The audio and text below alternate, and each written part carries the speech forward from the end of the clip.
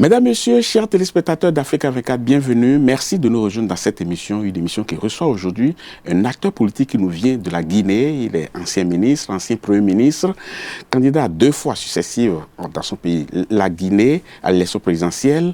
Il est le président de l'UFDG, l'Union des forces démocratiques pour la Guinée. Monsieur Cellou Dalein Diallo est notre invité. Merci d'avoir accepté notre invitation. Merci. Il souffle sur votre pays un vent de réforme constitutionnelle qui est au cœur de vives tensions et au lendemain de votre mouvement de refus de la révision de la Constitution, des milliers de Guinéens ont pris d'assaut les rues pour soutenir Alpha Condé dans son élan révisionniste. Comment est-ce que vous avez vécu tout cela? Écoutez, j'ai suivi ça de Paris. Je sais que toute l'administration a été mobilisée, les bureaux ont été fermés au niveau du port autonome. Toutes les administrations publiques et parapubliques ont été fermées et les agents ont été obligés d'aller justement à l'accueil de M. Alpha Condé. Les universités ont fermé, les établissements publics ont fermé, les hôpitaux ont fermé, il y a eu des circulaires partout et tous les fonctionnaires ont été sommés d'aller prendre part à cette réception d'Alpha Condé et de marquer ainsi, malgré leur volonté, leur soutien au projet de 3e mandat. Donc c'est une démonstration de force.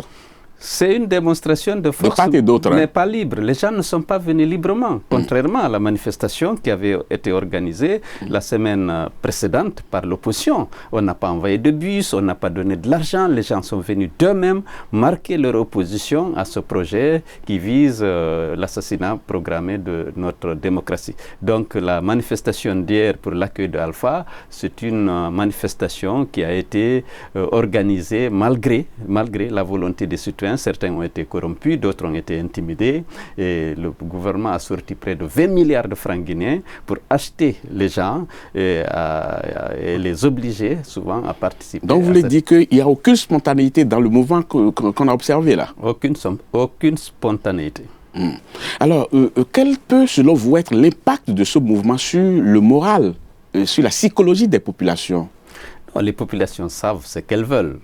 Aujourd'hui, les Guinéens sont rassemblés autour du FNDC pour dire non à une présidence. Le FNDC, c'est le Front National de la Défense. Le Front National de la Défense de l'actuelle Constitution.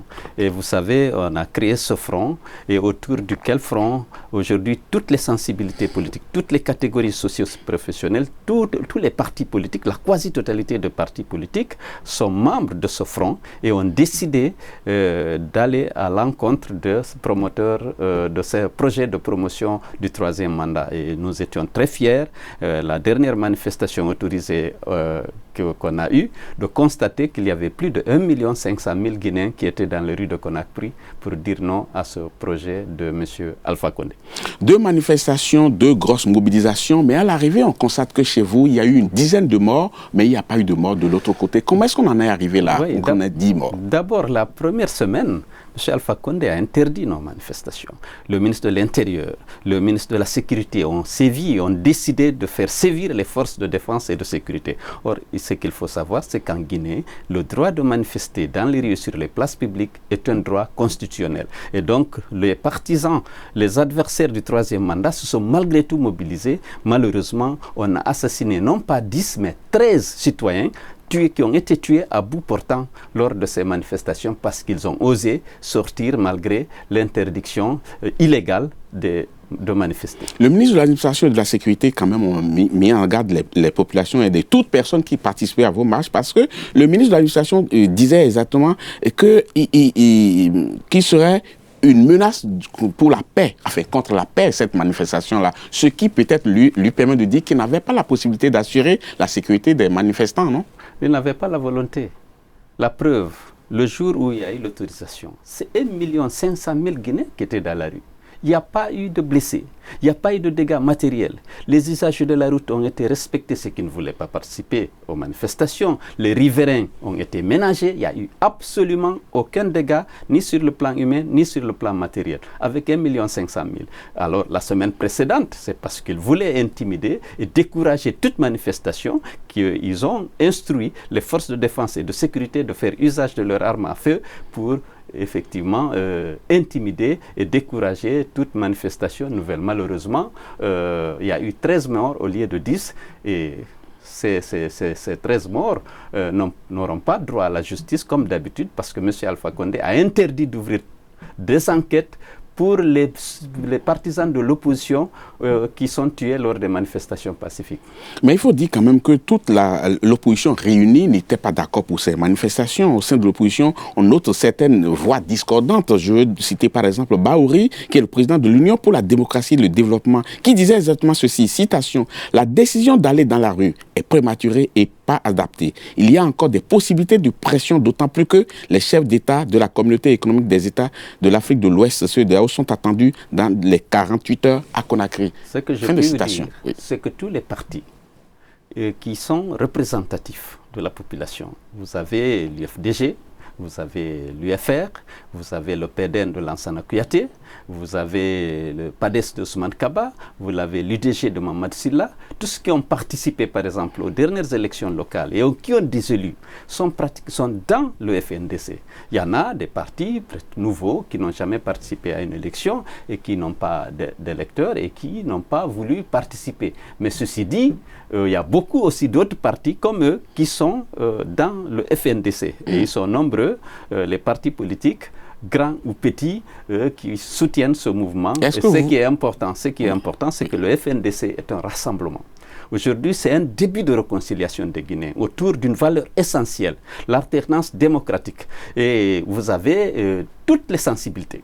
Vous avez les ressortissants de toutes les régions. Vous avez toutes les catégories sociales, les organisations de la société civile, les organisations syndicales, les artistes, les intellectuels, les avocats.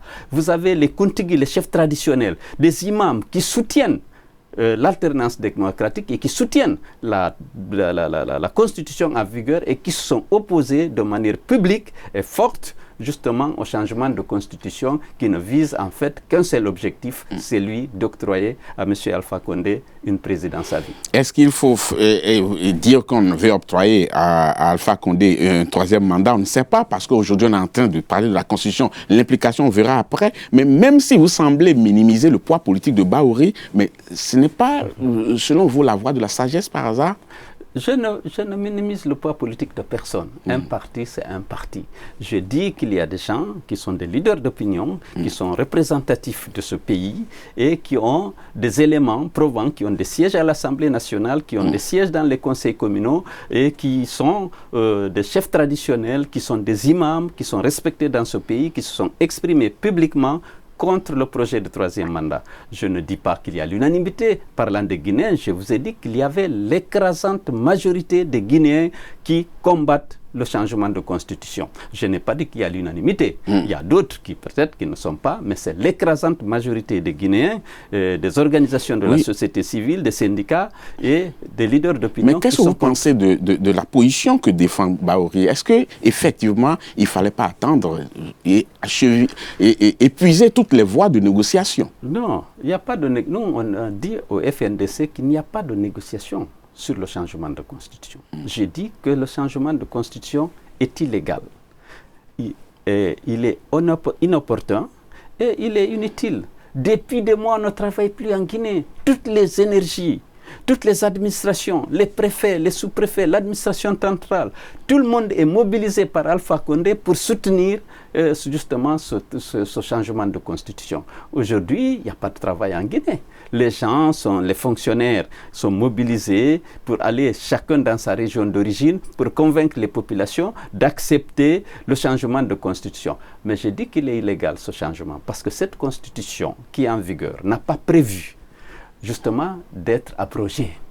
Elle peut être amendée autant de fois qu'on veut. Et toutes les dispositions peuvent faire l'objet de révision, sauf un certain nombre d'entre elles. Vous avez la forme républicaine de l'État, la pluralité politique et syndicale, la laïcité, le nombre et la durée des mandats du président de la République qui ne peuvent faire l'objet de révision. Mais c'est ça qui gêne Alpha Condé. Monsieur Alpha Condé veut s'octroyer une présidence à vie et les Guinéens l'ont compris. Les Guinéens de la diaspora, les Guinéens de l'intérieur, on est aujourd'hui tous rassemblés et ça a été un motif de réconciliation, de rassemblement de la Guinée pour vraiment faire face à cette menace qui pèse aujourd'hui sur l'état de droit, sur la démocratie et sur la stabilité de notre pays. Mais n'était-il pas mieux d'aller à la rencontre de Alpha Condé au moment où il invitait, il faisait la consultation des forces politiques pour pouvoir lui expliquer cette position que vous défendez? Mais il ne faut rien comprendre. Il a des amis de 40 ans, de 50 ans qui ont essayé de le dissuader. dans cette voie. Il n'a pas voulu. Et puis notre position était connue, on n'avait pas besoin d'aller à la primature pour l'exprimer. Le FNDC a été créé pour s'opposer à ça et elle a pris une position publiquement à plusieurs reprises par rapport à ce projet qui vise à octroyer à M. Alpha Condé cette présidence à vie. Notre position est connue. Et ce que nous représentons, nous qui sommes au FNDC aussi, est connu. On n'a pas besoin d'aller réitérer ça. On l'a répété à plusieurs reprises et on continue de le respecter. Et on va même dans la rue pour marquer notre opposition à ce projet. 2 manifestations, 2 démonstrations de force, mais à l'heure du bilan, on dénote quand même plus de 10 morts. Mais qu'a-t-on gagné concrètement? Est-ce que cette mobilisation-là a permis à Alpha Condé de changer de position? C'est des questions que je vais vous poser, entre autres, pour la suite de cette émission. Mais pour l'instant, on marque une pause, chers téléspectateurs, ne partez pas. On vous retrouve dans quelques instants.